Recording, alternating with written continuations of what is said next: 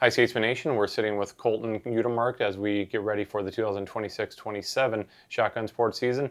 Coach, two-time defending national champions now.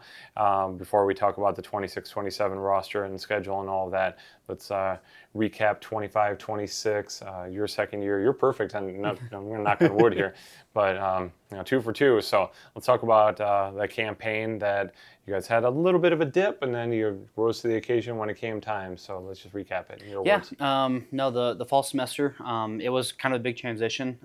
We had a lot of freshmen in last year for the 25-26 season. We had a lot of freshmen that really had to kind of figure out their roles, kind of figure out that, that this is college now. It's kind of a different ball game altogether. You have a lot of specialists, in one discipline that now had to learn all the different disciplines, and that usually takes a dip. I had a lot of conversations with a lot of the freshmen. That freshman year, honestly, you kind of see a dip in their scores. I call it the freshman slump. That can last anywhere from a week, 2 weeks, a month, a semester, or a year. And so you generally don't see consistent scores, or you see lesser of what you know that they can do that freshman year, just because, it's a big transition. Yep. And so the fall semester, we saw some inconsistency. I saw a lot of highs and a lot of lows out of the freshmen that year, and then the returners, they were consistent, but we had lost a big class that previous year, and so the freshmen had some big shoes to fill, and they did their best in that fall semester, but then in the spring semester, we really started taking off. They were a lot more comfortable with the team, my coaching style, and everything, so that spring semester is when I saw a lot of progress being made out of that freshman class. Returners were hitting their strides, and then finally it all kind of culminated to the national championship, where we broke several school records. The team was it was one cohesive unit. Last year was a really big team culture year, where I really wanted to really build that team culture. I wanted the freshmen to feel valued. I wanted us all to get together as a team, and we really did that. And it obviously national championship last year. It was a very great season. It was a strong end of the season, so I'm really happy that the freshmen kind of came into the folds last year. The seniors did a great job last year. Moving into this year, I got a lot more freshmen. Yeah. Let's talk about that freshman class before we get into talking about this roster. So what were you looking for in regards to your recruiting class? So kind of when you're looking, when you're recruiting, I'm looking at what are we losing versus what are we gaining. Last year we lost a lot of skeet, lost some sporting clays. I had young trap talent on the team currently, so I was kind of more skeet and sporting clays based. Trying to recruit some skeet and sporting clay heavy shooters. And I went out and trying to find kids that have positive attitudes. They've seen success on the field. They've seen success in the classroom. They've been a part of competitive high school programs in the past. And I'm just really excited to, I cast a wide net. I've got kids all the way from Tennessee, Arkansas, obviously the Midwest, out from Idaho. So I'm pulling from all over the country. Cool. When it comes to where I'm pulling kids from. Great. Okay, let's break down this roster. I know it's a little bit different, so if you want to go by discipline, we can do that. If you want to talk about returners first, however you want to roll. So I guess starting out, the first 2 years of me coaching, I've had to replace 76% of my roster. Obviously, mathematically speaking, that should be 50%, right? Yeah. And so I've had to really replace a large portion of my roster, and so my kids are very young. I've got 21 of my 31 total roster spots are freshmen and sophomores. So it's a very young team. And so for returners, I've got some high expectations for them. They've been working hard all summer. They've been traveling the ATA circuit, competing at a very high level. Several winning several events at the Grand, which is the peak ATA tournament. I've had several kids that shot the U.S. Open for sporting clays, and so they're traveling all summer, all over the country for my returners.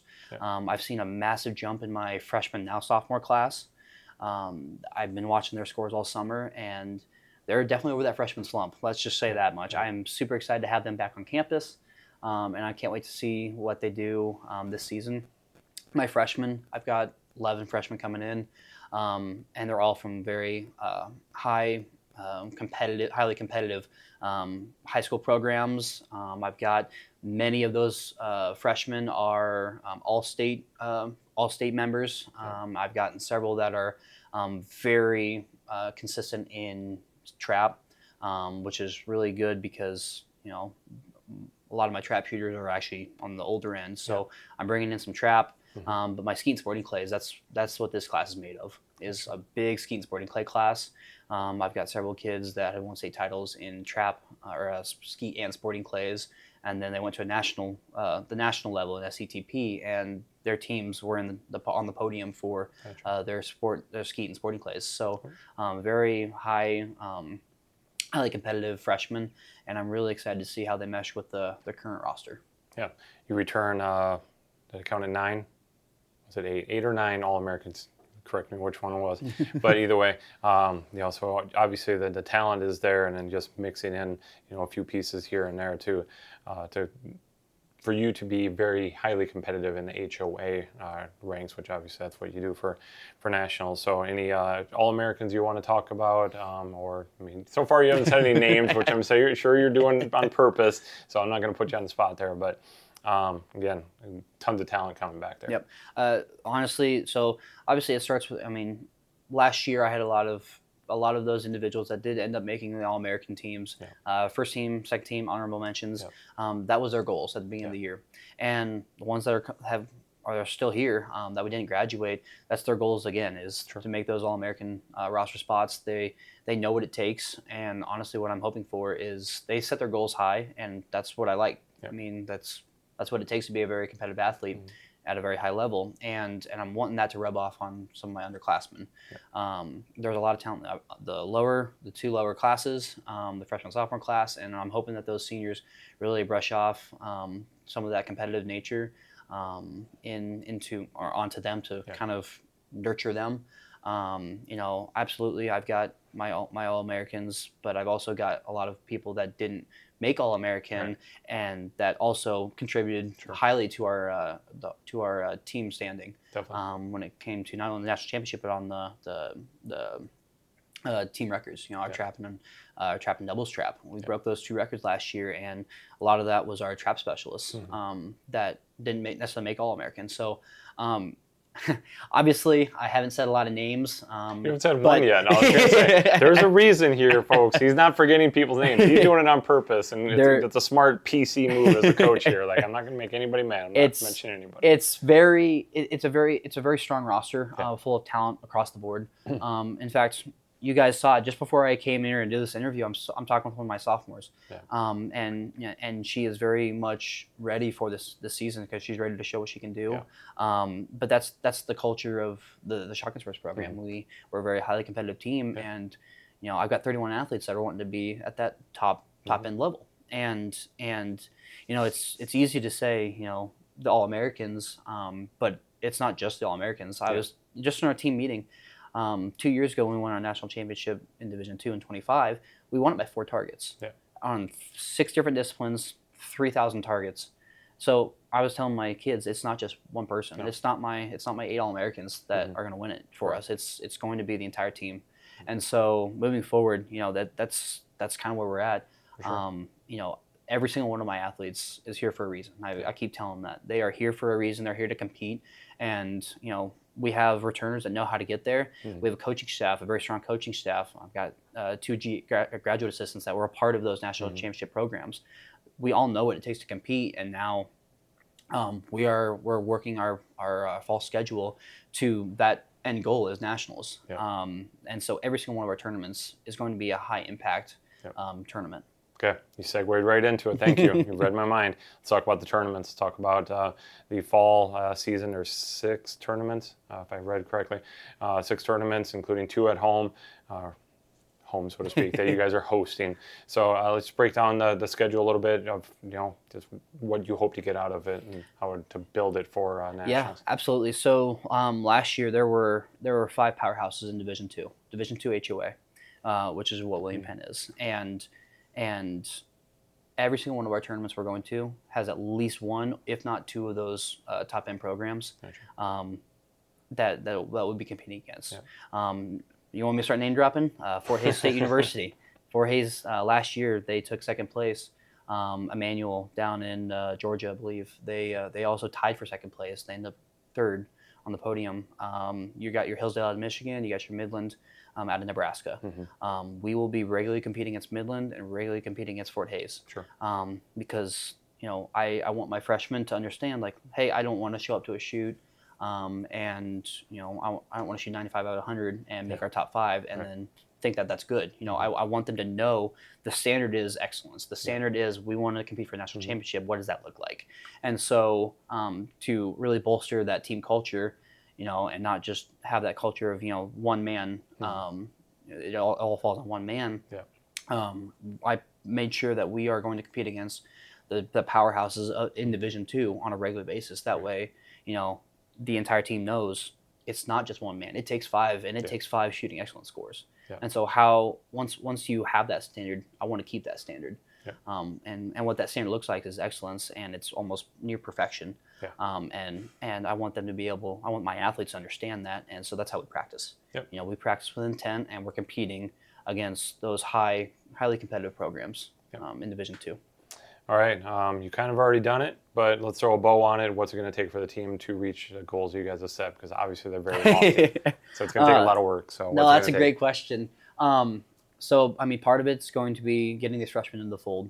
We got 11 freshmen this year, and they will be contributing members right out the gate. I've been telling the entire team, Fort Hays, their invitational this weekend that we're going to. That's going to be a big telltale of where we stand. As a coaching staff, we're going to take this information that we gather this weekend, and we're going to set up practice regimens for each one of our athletes. We're breaking up our team into different areas to where we know they can excel. It's going to be just nourishing that team culture to where, hey, if I have a bad day and you have a great day, I'm going to cheer you on. If and vice versa, if you're having a great day and I am having a bad day, I need you to come by my side and help me. And that's just kind of what the culture is going to be, and what needs to be successful.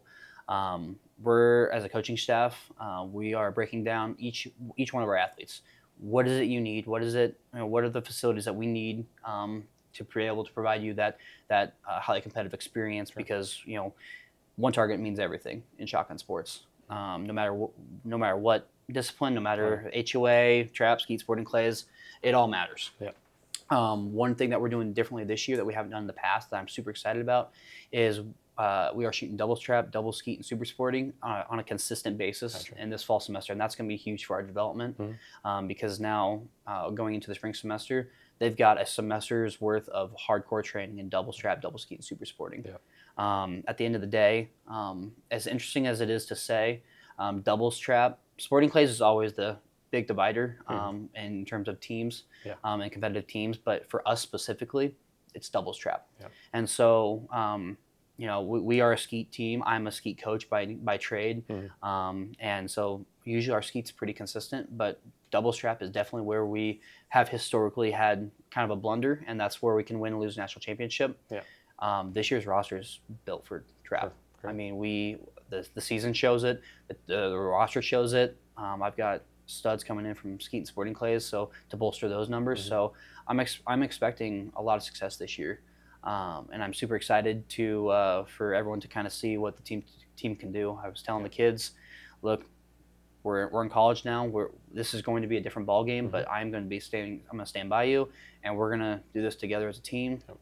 And at the end of the day, we're going to win a national championship again. I am very confident we're going to be in contention, and I know that's every one of my athletes' goals. Sure. Okay, once again, Colton Utermark of the Shotgun Sports team.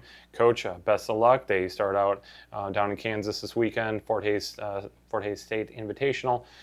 Coach, go get them. Thank you. All right, thanks.